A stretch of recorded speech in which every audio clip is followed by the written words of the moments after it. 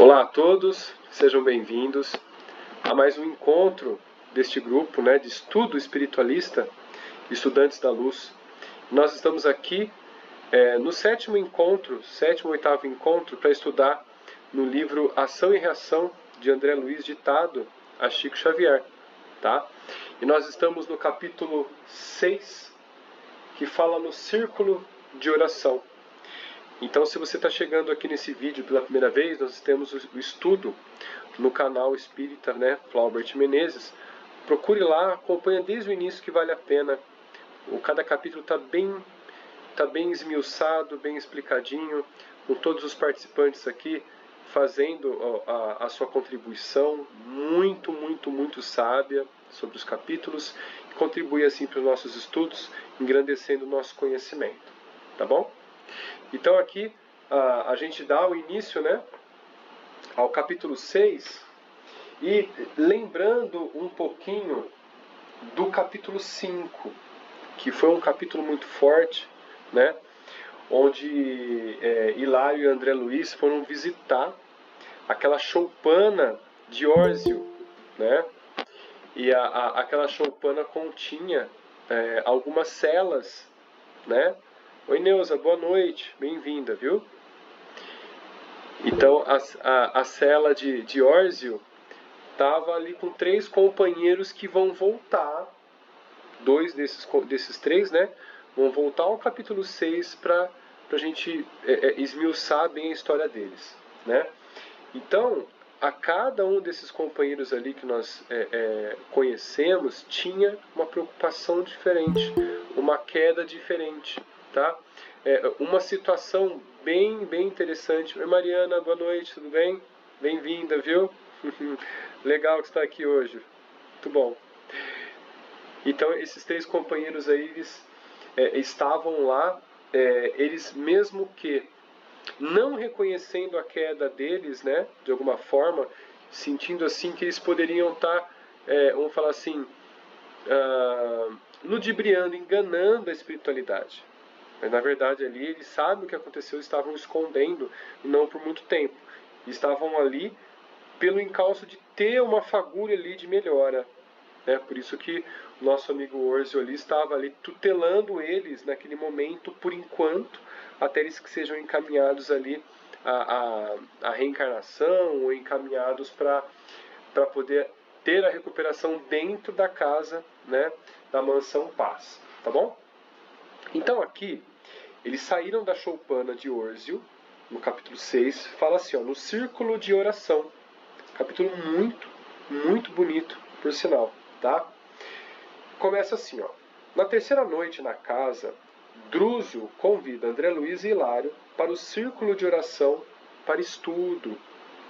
Ou seja, eles vão acompanhar um círculo de oração para que eles detenham maiores detalhes nesse estudo da oração no plano espiritual. Coisas interessantes vão acontecer ali, muito surpreendentes. O serviço era realizado 2 vezes por semana para colher orientações de um ou outro dos orientadores das esferas superiores. Então, veja bem, eles estavam tentando entrar em contato com espíritos de esferas muito maiores. Então, há uma necessidade de ter uma preparação mesmo no plano espiritual. Nós aqui no plano material, para que a gente entre em contato com os espíritos, nós precisamos de mediadores, os médiuns. Nós chamamos médiuns, Outras religiões têm outros nomes, Pessoas com dons, a língua dos anjos, espíritos de luz e tudo mais. Então, lá no plano espiritual, no umbral onde eles se encontram, eles estavam realizando ali uma sessão, vão realizar essa sessão mediúnica para poder receber orientações de espíritos superiores. Isso é surpreendente. Então, Druso e os assessores recebem ordens e instruções para os processos de serviço com segurança, indicadas a esclarecer dúvidas quando há oportunidade. Então, assim, André Luiz e Hilário também poderiam estar ali tirando algumas dúvidas, né? Foi a orientação. Mas tem, né, um mas ali dentro. Depois a gente vai ver esse mas aí, tá? Hilário se preocupou e Druso esclareceu que cabia manter no santuário o coração e a mente digna e compatível com a fraternidade uns aos outros. Então, olha só, quando ele comenta isso, por quê? Porque Hilário se preocupa se eles precisam fazer alguma coisa, algum ritual para que estejam presentes, né? E aí Deus diz que não, é só você manter a mente pura, o coração, o sentimento puro, para que possa acontecer. Qualquer desequilíbrio na energia do ambiente vai causar um desequilíbrio na materialização ou nesse contato com as esferas superiores. A gente tem que lembrar que quando a gente entra na câmara mediúnica para o trabalho, a gente tem que entrar de corpo e alma. A gente entra ali e lá dentro a gente não vai resolver os problemas familiares, emocionais, materiais que nós temos. Se a gente reservou aquela meia hora, uma hora para estar trabalhando mediunicamente, nós estamos ali e esquecemos do resto. É assim que deveríamos fazer, né? Então, nos doar totalmente, corpo e mente, fixadas na oração, no sentimento de doação de fraternidade, como explica Druso, que é a lei maior que Jesus, né, trouxe para a gente, nos ensinou. O amor é a caridade. A caridade sem fraternidade não existe. Não há. E não há caridade, fraternidade sem amor. Olha que interessante. Então uma coisa está ligada à outra. Então quanto mais o espírito fraterno e amoroso para com o próximo, mais nós afinamos nossas energias com as esferas superiores. E ele continua. André Luiz, pensando, roguei a Jesus para que a minha presença não perturbasse o ambiente. Olha o que o André Luiz se preocupou com o comportamento dele, a presença dele, não fosse motivo de desestruturar o ambiente, né? Seguimos Druso a uma sala simples de vasta mesa, uma mesa grande, ladeada por poltronas simples também, acomodando 10 pessoas simpáticas, 7 mulheres, 3 homens, e uma grande poltrona para o diretor. À frente, uma tela translúcida larga de 6 metros quadrados, ou seja, ela devia ter 3 metros de largura por 2 de altura, né? Semelhante a esse quadro, apesar que esse quadro aqui é exatamente quadrado, né? Mas imagina a telinha que a gente tem aqui no nosso aplicativo, né? 2 metros de altura por 3 metros de largura. Então uma tela translúcida, ou seja, quase totalmente transparente, e ali alguma coisa ia acontecer, né? Além das pessoas que auxiliaram na mesa, ficavam 3 assistentes, 5 enfermeiros, 2 senhoras, Silas e André Luiz. Silas, André Luiz e Hilário.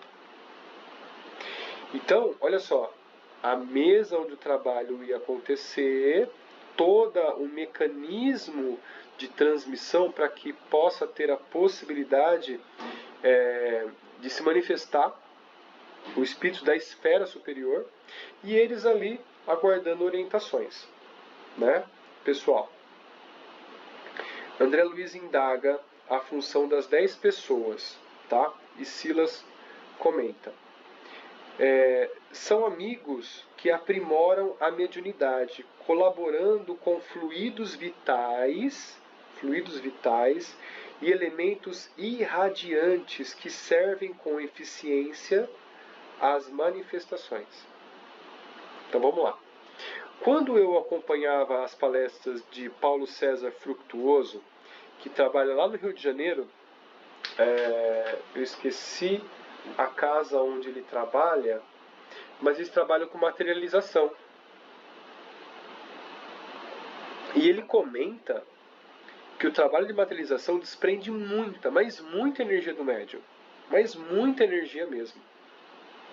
Então, essas 10 pessoas ali ladeando a mesa estão servindo como um suporte para os fluidos acontecer nessa sessão mediúnica. Olha que interessante, tá?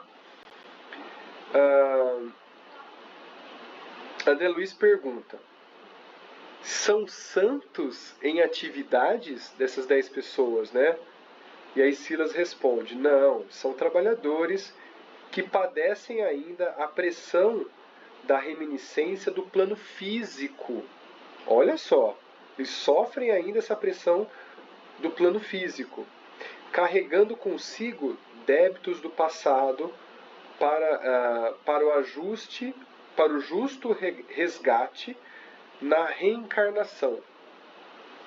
Através da disciplina a que se afeiçoam no devotamento fraterno, conquistaram simpatias e valores expressivos a lhes atenuarem as dificuldades e provas futuras.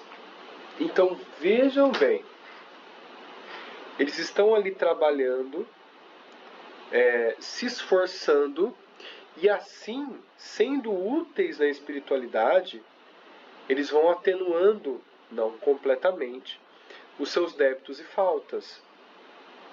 Então olha que interessante. Então as possibilidades de trabalho no plano espiritual, elas vêm como forma de aprendizado, e não como antigamente o pessoal falava: você ganha bônus hora, né, como foi falado há um tempo atrás. Acho que assim que quando eu entrei no Espiritismo, se eu não me engano em 2011, 2010, mais ou menos, você falava isso: você trabalha na casa espírita, né, para ganhar bônus hora. Não existe bônus hora. Existe a conquista do merecimento. Ou seja, você trabalha por inteiro, se entrega por inteiro, você vai ter o merecimento e você está ganhando experiência e está se melhorando internamente. Quando você tem um aprendizado de fato, que acontece muito pouco no plano espiritual, muito mais no plano material, quando você aprende de fato as situações necessárias para o seu espírito evoluir, aí são amenizadas as nossas faltas, né? Então isso ajuda com que a gente tenha um crescimento muito maior. Oi, Tati, boa noite, bem-vinda, viu? Boa noite, Flávio. Fica à vontade, Desculpa o tá? atraso. Acho que é isso. Bom que você veio. Obrigada. Então, pessoal, aí o André Luiz tentou falar alguma coisa, e aí o Silas, né, que estava falando com ele, o Silas já comentou em cima, né? Quer dizer que nas zonas infernais temos oportunidades de trabalho amenizando purgações geradas por nós mesmos e preparando futuros caminhos para a edificação. Isso não é maravilhoso? Oi, Mariana, pode falar, fica à vontade. Essa mãozinha aqui, quando a gente levanta, né? Tá vendo? Aí a gente pode falar o que deseja, pode contribuir, fica à vontade. Acho que você está com o microfone ainda desligado. Espera aí que eu não consigo ouvir. Faz assim, ó. Faz assim. Toca na tela, aí vai aparecer o símbolo do microfone. Toca nele. Aí ele liga seu microfone. Conseguiu? Toca na tela, aí bem embaixo, quase no meio, tem um símbolozinho do microfone. Aí você toca nele. Aí, conseguiu. Então, Agora sim. eu achei interessante que você falou sobre o conhecimento, né? Que a pessoa tem que ter conhecimento, sim, mas ela tem que mudar interiormente. Exatamente. Tem que praticar tudo que aprende, porque senão não adianta, né? Não dá Mas certo. Então, é bem isso. É o que acontece com muitas pessoas em tratamento na casa espírita, né? Muita gente fica meses, às vezes anos, tentando tratamento e não melhora porque a pessoa não incorpora a mudança interna dela, né? Ela fica, vamos falar assim, teimando em não mudar. né? Fica na inércia. É isso mesmo. Verdade. Como que faz pra voltar? Oi? Né? Você toca e toca no microfone de novo, aí desliga. Tá bom? Isso, deu certo. Deu certo. Obrigado pela contribuição, viu? É bom que todo mundo contribui um pouquinho, a gente dá maior qualidade pro nosso estudo, tá? E aí, Hilário voltou a atenção a duas senhoras que destacavam pela tristeza. Então a mente dela estava totalmente diferente dos demais do ambiente. As duas senhoras. E Silas respondeu, né? São irmãs que por mérito de serviço, não são bônus horas, hein? Mérito de serviço, vão partilhar a reunião suplicando auxílio na solução de problemas que lhes tocam a alma. São mulheres desencarnadas, atuam em socorro de espíritos familiares que sofrem nesta região consequências de suas faltas. Agora a gente vai entrar num caminho bem delicado, tá? Madalena e Silvia desposaram na última encarnação dois irmãos que se odiaram da juventude à morte. Levaram as desavenças ao plano político regional, com egoísmo e discórdia, impedindo o progresso da coletividade. Bom, vamos lá. Pelo amor de Deus, pessoal, pelo amor de Deus. Eu não tenho partido político, eu não tenho lado. O que eu mais desejo é que quem esteja lá no poder, independente se é X, Y, Z, se já aconteceu, se não aconteceu, é que façam a política para as pessoas serem melhores. Serem melhores. Então, quando a gente estuda A Caminho da Luz, de Emmanuel, a gente vê diversos fatos históricos de entidades que voltam ao cenário político para tentar fazer diferente. Napoleão, ele veio ao cenário terrestre para levar a fraternidade, tanto é que ele levou a liberdade, a fraternidade e a igualdade. Porém, nos domínios da guerra. Só que Napoleão se perdeu no caminho. Tanto é que os pensamentos dele são muito mais para frente, mas a ânsia da guerra e do poder falou mais alto. Existe um vídeo que traz, eu não lembro o nome do canal, eu vou pegar e vou deixar depois lá no grupo para a gente poder analisar. Que é uma conversa do Kardec com Napoleão no plano espiritual. E o Kardec alertando Napoleão para não ir por esse caminho. Vai pelo outro, da fraternidade real, e não do poder. Tá? Então, o Brasil, ele não é chamado coração do mundo, pátria do evangelho à toa, como escreveu Emmanuel, e aí vem muitas contradições de vários espíritas também, espiritualistas sobre este tema, mas eu vejo pela ordem de trazer a árvore do evangelho da Europa para cá. Tanto é que a gente recebeu da Europa, e nós estamos aqui por causa disso, as entidades que lá nós iríamos fazer as mesmas coisas. Então mudamos o ambiente, fomos trazidos para cá, para que nós possamos, num ambiente novo, através de muita dificuldade, renovar os nossos pensamentos. Muitos alemães, muitos austríacos, muitos franceses, muitos ingleses vieram para cá nessa reencarnação. Tanto é que quando a gente vai para o sul do Brasil, parece que você está na Europa. Só tem descendente puro. E com os pensamentos europeus, querendo manter as coisas europeias. Por quê? Dessas reencarnações. Né? Então, assim, quando eu falo coração do mundo, pátria do evangelho, porque nós viemos para cá com a intenção de divulgar realmente o evangelho, expandir o comportamento de Jesus, traduzir para fazer diferente do que nós fizemos na Europa. Graças a Deus, viemos para cá. Então, olha lá, o Beto lembrou muito bem. Boa, Beto. O Beto falou o seguinte: o ex-soldado romano, o Longinus, é isso mesmo, Longinus que acertou Jesus com a lança para Jesus morrer na cruz. Aí eu vou contar a história brevemente, né, porque faz parte de uma palestra também minha. E assim, eu achei muito interessante essa história.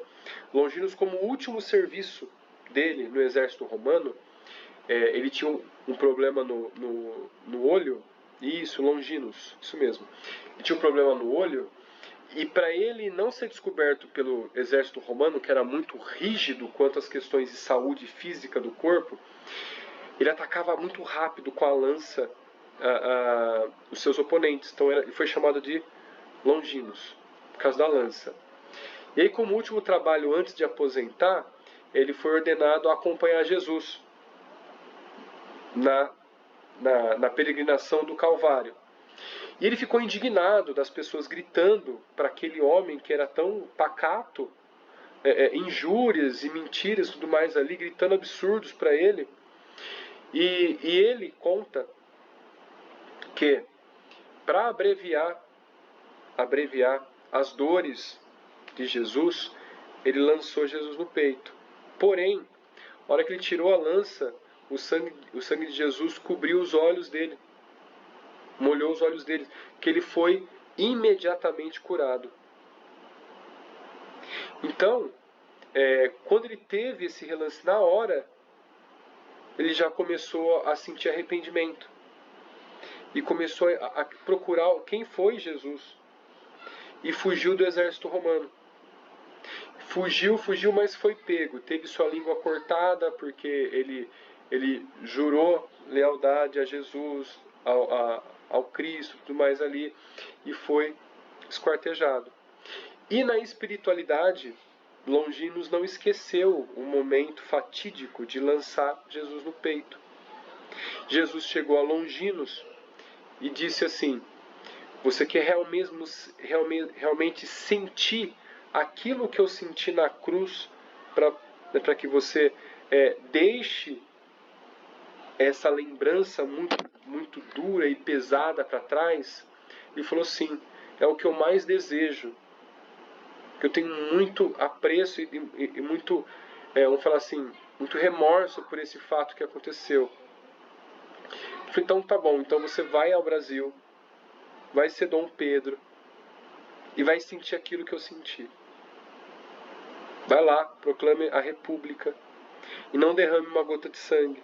E foi o que aconteceu. Dom Pedro, ele teve todo o seu aspecto com a República sem derramar uma gota de sangue, e um amor tão grande à terra, né, ao Brasil, que ele morreu em outro país, mas trazendo consigo um pouco de terra do Brasil. Uma história muito bonita, né? E aí ele voltou para a espiritualidade, já tirando esse peso do seu espírito, né? Bem lembrado, Beto, bem lembrado, obrigado, viu? Então, onde está? Aqui, estava comentando, né? Então, os nossos líderes políticos, eles vêm de reminiscências passadas de embates cruéis, violentíssimos, às vezes até mortais, bom, às vezes não, né? Mortais, e hoje estão aqui para tentar fazer diferente e se encontram. Bom, é só a gente olhar para a nossa história política, a gente vai observar, né? Tantas desavenças, tantas traições, tantas amizades falsas, tantas ligações, tantos elos, e ali, né, a gente sabe o que virou. Então a gente tem que rezar muito para que esses que estão lá, os líderes, que também são passíveis ao erro, né, passíveis à queda, rezar para que eles tenham luz e amor no coração. Não simplesmente ser apegado a XYZ partido, né? Porque a filosofia do partido é muito bonita. É igual a religião. todas elas levam o homem a mais próximo de Deus, mas quem que desvia a religião? O próprio homem. Então todos os partidos têm a sua filosofia maravilhosa, mas quem desvia isso tudo? O homem. Então devemos pensar na pessoa, né, passível de erro, né, corruptível em todos os aspectos, para a gente pensar no nosso irmão que está lá tentando fazer diferente, tá? Independentemente de quem seja. E a gente continua. E por razão disso, espiam nas linhas inferiores do sofrimento os delitos de lesa fraternidade. Olha um delito. Lesa fraternidade que praticaram contra si. Eu fiquei pensando nessa palavra, lesa fraternidade, que é um delito, que é uma queda, um erro que a gente tem conosco, né? Olha lá, a Luciana Volpato falou muito bem. A maior prova da Terra é o poder. Muito bem. O poder e a beleza, né? Que com beleza também se consegue muitas coisas, né? Então, pessoal, a partir daqui, a gente vai ter um trechinho do nosso livro para a gente poder ler, para a gente poder esmiuçar um pouco mais, ó. Vai mexer um pouco a tela, mas aqui.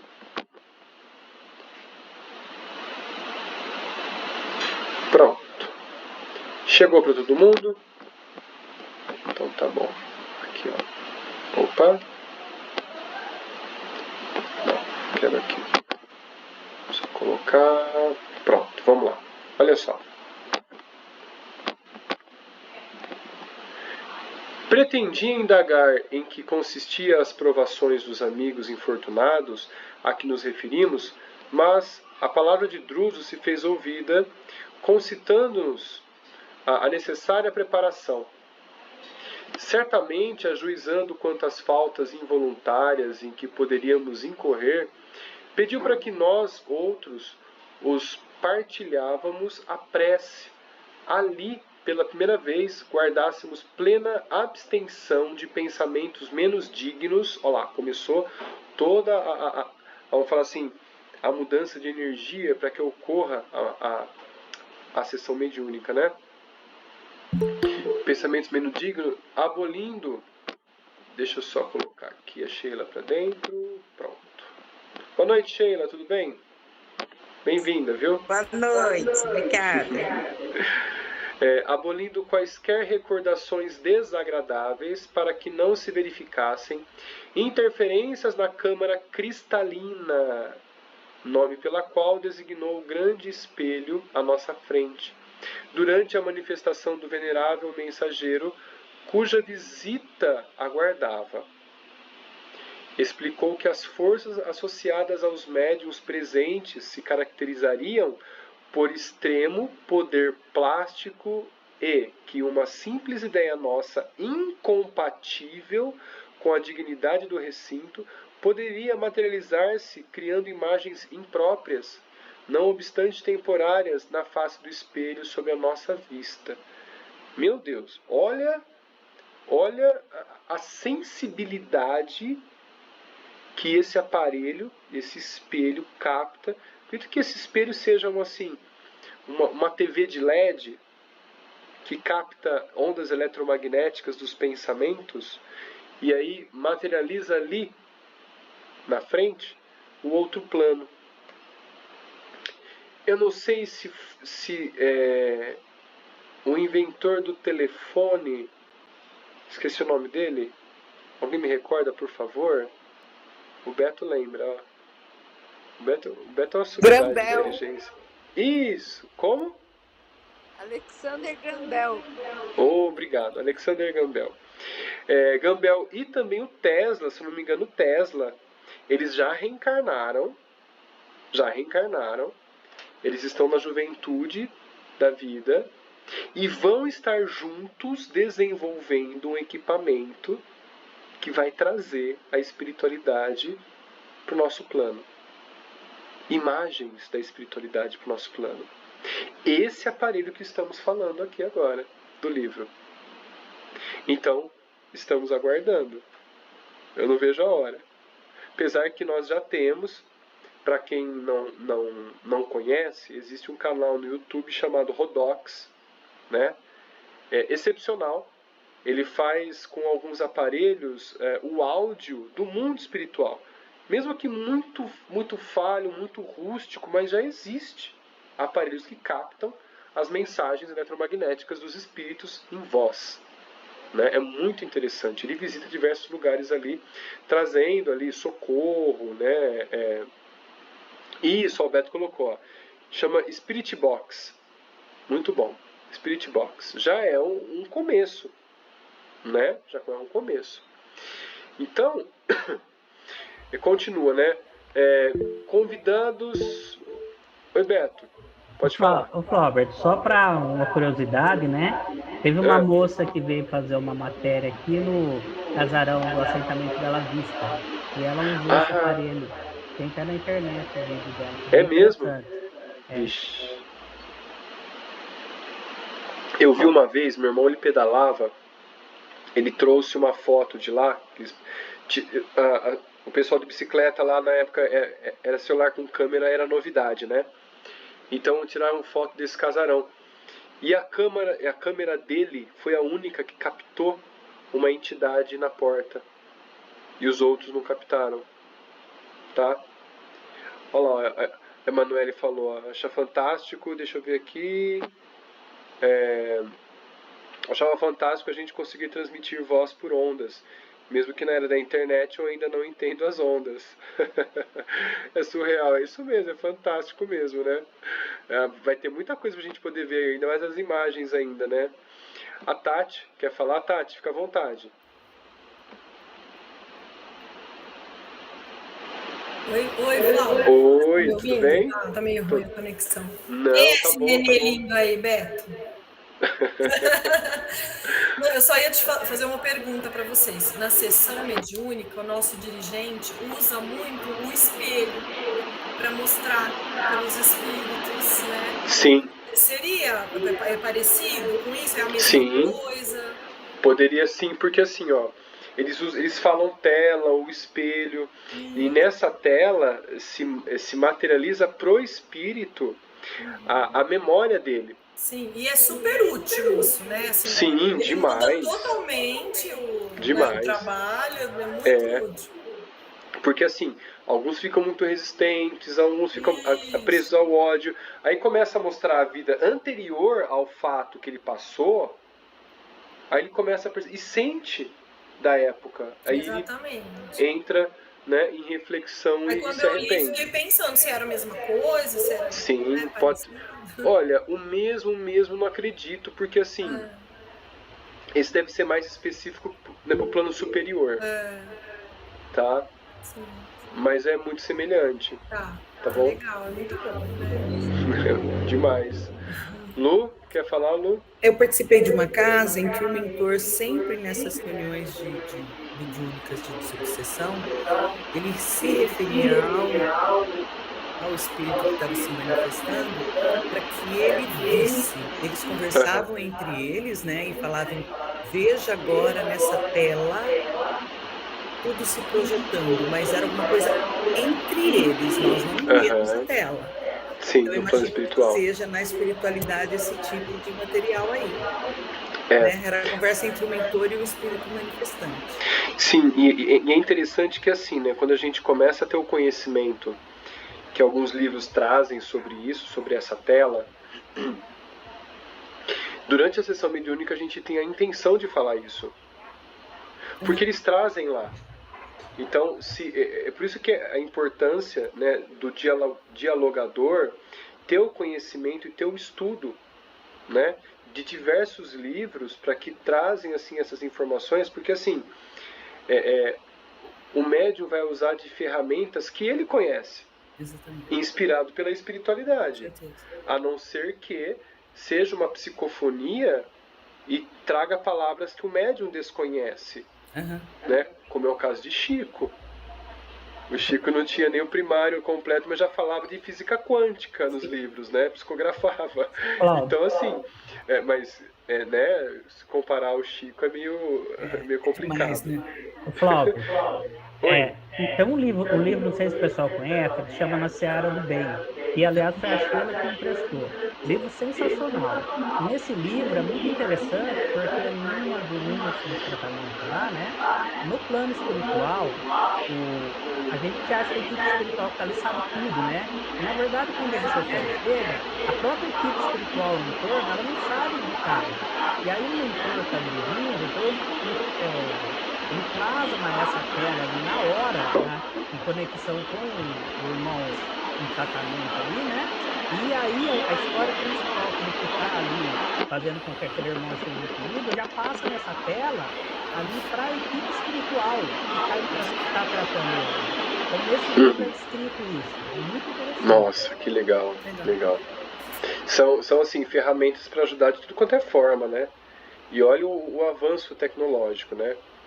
Eu me recordo de alguns livros que eu li que aparelhos pequenos que cabiam na palma da mão gravavam situações de frente com a pessoa e nem existia o celular. Olha isso. Cabe na palma da mão. Celular cabe na palma da mão. Filma. Anota. O celular filma, anota, ele registra, faz anotações, coloca na planilha, na agenda e, se possível, de vez em quando faz ligações. Então, assim, o celular hoje em dia virou uma ferramenta para tudo, né? Para tudo, tá? Só que a Então, maioria olha, não está cabendo na palma da mão mais. bem por aí, já tá virando um iPad, né? Eu falo que o celular só falta voar hoje em dia, né? Só falta voar, porque modo avião já tem. Então, ó, ele continua assim, ó. Convidados finalmente pelo generoso diretor a externar qualquer dúvida ou preocupação que nos assomem à mente, que assomassem à mente, perguntei se poderíamos apresentar uma ou outra indagação ao emissário prestes a chegar, ao que ele assentiu plenamente, recomendando-nos, porém, conservar em qualquer assunto a nobreza espiritual de quem se consagra ao bem de todos. Todos. Olha só. Sem se deter em perquirições ociosas, alusivas às estreitas inquietações da esfera particular. De novo, o ensinamento da fraternidade, o amor ao próximo. Então a gente tem que fazer ali com que esse conhecimento seja para todos. Vai responder perguntas se tem acúmulo de fundamento para auxiliar muita gente, não só o âmbito pessoal. Olha que maravilhoso, né? Maravilhoso. Aí vem aquela passagem do Chico, que o Chico ia à feira e aí ele escolhia um tomate bom, um tomate ruim. Um tomate bom e um tomate ruim. Aí o vendedor falou assim, mas Chico, pega os tomates bons, né? Você tá vindo aqui na feira logo cedinho e tal, você tá pegando um tomate bom, um tomate ruim? Ele falou, olha meu filho, eu tô aqui cedinho. Imagina se eu escolher todos os tomates bons que estão aqui, o que vai sobrar para quem vem depois? Olha o pensamento do Chico. Ou seja, fazendo que as coisas boas fiquem em maior quantidade para as pessoas também, não só para ele. Olha lá, a partilha, né? Olha, só o Chico mesmo, né? Tem essa consciência, né? E aí, ele continua assim, ó. Logo após, avisou que através de dispositivos especiais, tomados os recursos do medianeiro presentes, seriam concentrados na câmara que, daquele minuto em diante, estaria sensibilizada para o mistério da hora em curso, reajustada a receber vamos falar assim, as externações das energias, escapta a energia mesmo que fina e superior. Aí ele vem a oração, né? Brandando o silêncio, passou a reinar sobre nós em atitude respeitosa e expectante. O diretor da instituição ergueu-se e orou comovidamente. Mestre divino, dignate abençoar-nos a reunião nesta casa de paz e serviço. Por tua bondade e em nome do infinito amor de nosso Pai Celeste, recebemos a sublime dádiva do trabalho regenerador. Somos, porém, nessas regiões atormentadas, vastas falanges de espíritos extraviados no sofrimento expiatório, depois dos crimes impensados em que chafurdamos a nossa consciência. Apesar de prisioneiros, agrilhoados às penas que geramos para nós mesmos, saudamo-te a glória divina, tocados de reconforto. Concede-nos, Senhor, a assistência de teus abnegados e sublimes embaixadores, a fim de que não desfaleçamos nos bons propósitos. Sabemos que, sem o calor de tuas mãos compassivas, nos fornece a esperança, à maneira de planta frágil sem a bênção do sol. Mestre, somos também tutelados teus, embora permaneçamos no cárcere de clamorosas defecções, suportando as lamentáveis consequências de nossos crimes. Desses lugares tenebrosos partem angustiosos gemidos em busca de tua piedade incomensurável. Somos nós, os cálcetas da penitência, que muitas vezes soluçamos desarvorados, suspirando pelo retorno à paz. Somos nós, os homicidas, os traidores, os ingratos e perversos, transfugas das leis divinas, que recorremos à tua intercessão para que as nossas consciências, em purgação dolorosa, se depurem e reergam ao teu encontro. Compadece-te de nós, que merecemos as dores que nos retalham os corações. Ajuda-nos para que a aflição nos seja remédio salutar e socorre os nossos irmãos, que nas trevas desses sítios se entregam à irresponsabilidade e à indisciplina, dificultando sua própria regeneração por multiplicarem as lavas de desespero que vertem arrasadoras de tuas almas. Forte, hein? Nesse ponto da rogativa, Druso fez longa pausa para enxugar as lágrimas que lhe transbordam dos olhos. A inflexão de tuas palavras, repletas de dor, como se ele próprio fosse ali um espírito recluso, em compadecimentos amargos, impressionava-me vivamente. Não conseguia desviar dele a atenção. Inconhecível emotividade constrangia-me o peito, e o pranto jorrou-me, irresistível. Não tem como se emocionar. Imagina naquela sensibilidade da energia dos médiuns também orando junto, todo o efluxo energético que sobe nos remete à reflexão. Confiaste no Senhor, prosseguiu ele, compungido. A tarefa de examinar os problemas dos irmãos desaventurados que nos batem à porta. Somos assim compelidos a sondar-lhes o infortúnio para, de algum modo, encaminhá-los ao reajuste. Não permitas, ó eterno benfeitor, que nosso coração se enrijeça, ainda mesmo diante da suprema perversidade. Não desconhecemos que as moléstias da alma são mais aflitivas e mais graves que as doenças da carne.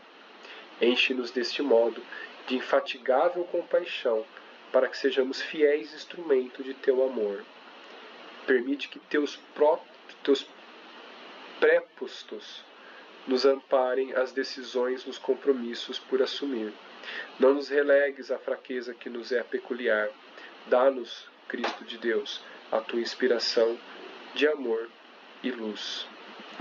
Nesse instante, ainda mesmo que o tom de voz não anunciasse o fim da oração, o generoso amigo não conseguia continuar porque a emoção lhe estrangulava a prece na garganta. Todos chorávamos, contagiados por suas lágrimas abundantes. Quem era Druso, afinal, para entregar-se daquele modo a oração como ele próprio fosse entre nós o maior dos torturados. Olha o pensamento de André Luiz, extasiado com Druso, né? Não tive tempo para entender qualquer consideração, porquanto, respondendo ao apelo ardente que ouvimos, extensa massa de vaporosa neblina, a energia, cobriu a face do espelho próximo. Fixei-a, admirado, e apareceu-me identificar largo floco de névoa primaveril, distender-se alva imóvel. Olha lá, começa a materializar ali a entidade. Estáticos e felizes, vimos emergir da leitosa nuvem a figura respeitável de um homem aparentemente envelhecido na forma, revelando, porém, a mais intensa juvenilidade no olhar. Vasta auréola de safrino esplendor coroava-lhe os cabelos brancos que nos infundiam inexcedível respeito, a derramar-se em sublimes cintilações na túnica simples e acolhedora que lhes velava o corpo esguio. Que é interessante, nós já comentamos várias vezes, né, em algumas partes, a forma que os Exus se apresentam, né, nos cemitérios. E ontem, assistindo algo sobre o Arcanjo Miguel, eu estava assistindo um vídeo sobre o Arcanjo Miguel, alguns fatos curiosos que tinham ali, e sempre a figura do Arcanjo Miguel, ele vem com uma armadura pesada, né, dourada, né, com as asas aladas, assim, cintiladas, com uma textura de vamos falar assim, uma textura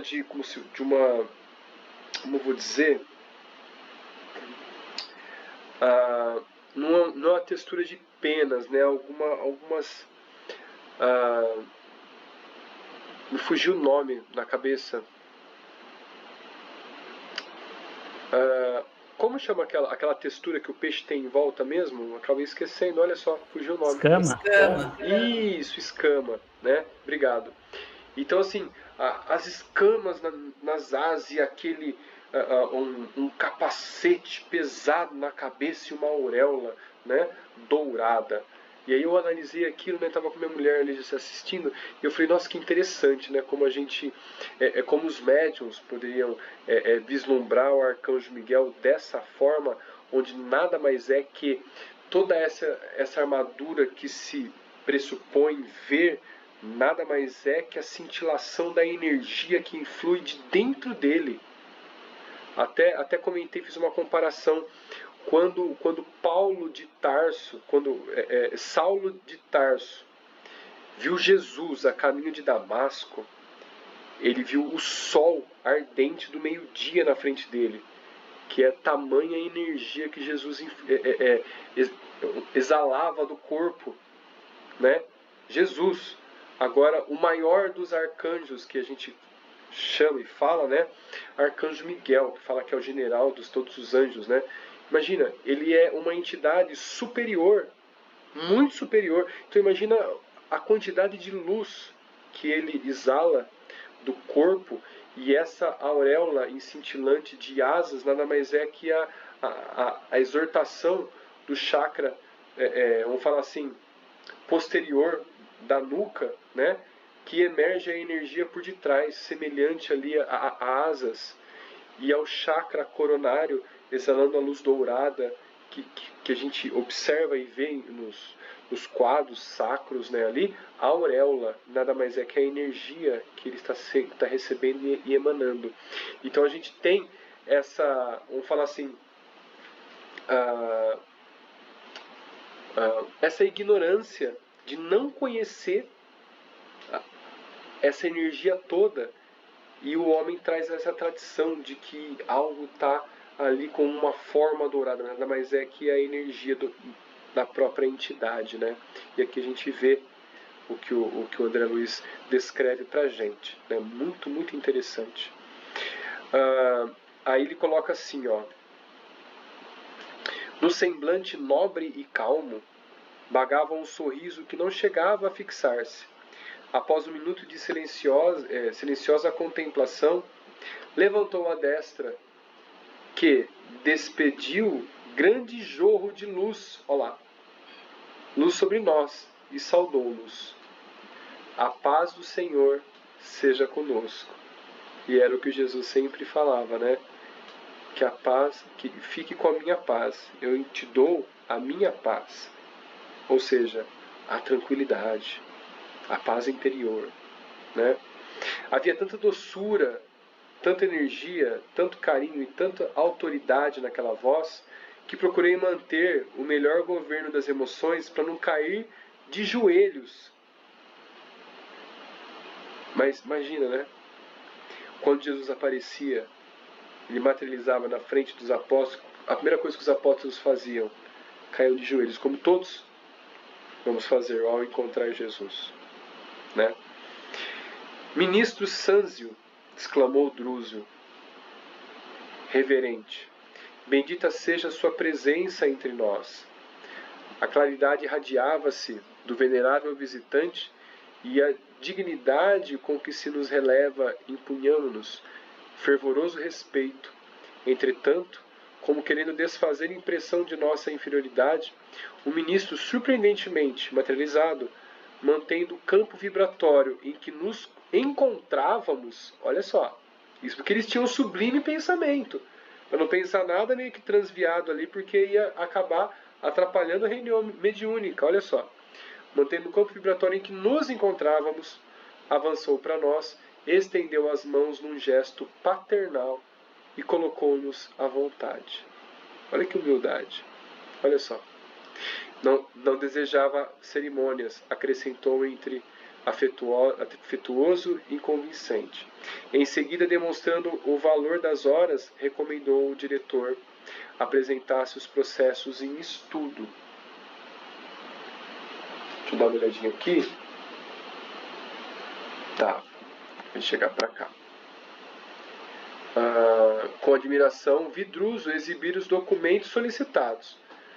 22 fichas de largo tamanho, cada qual condensado a síntese das informações necessárias ao socorro de 22 entidades recentemente internadas na instituição.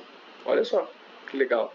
Naquele momento não pude ensaiar qualquer pergunta direta. Todavia, mais tarde, Silas me esclareceu que Sânzio, investido nas elevadas funções de ministro da regeneração, tinha grandes poderes sobre aquela casa de reajuste, com o direito de apoiar ou determinar qualquer medida referente à obra assistencial em benefício dos sofredores, podendo homologar e ordenar providências de segregação e justiça, reencarnação e banimento.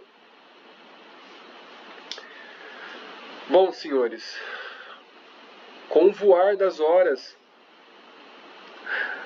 não tem como a gente terminar o nosso estudo. Nós passamos um pouquinho mais da metade desse capítulo. Olha só. Com tantas informações, e a gente chegou aqui a explicar, a esmiuçar muitas coisas, nós temos mais aí, pela frente, acho que mais umas 5 páginas pela frente. Então, já são 9 horas. No final do nosso estudo, a gente vai estender demais o nosso vídeo. Então, para você que está acompanhando de casa, a gente vai continuar com os nossos estudos, né? Deixando aí a segunda parte do capítulo 6 para a próxima semana. E a gente se vê na próxima semana então. Então, próximo, parte 2 do capítulo 6. Espero todos vocês. Até breve.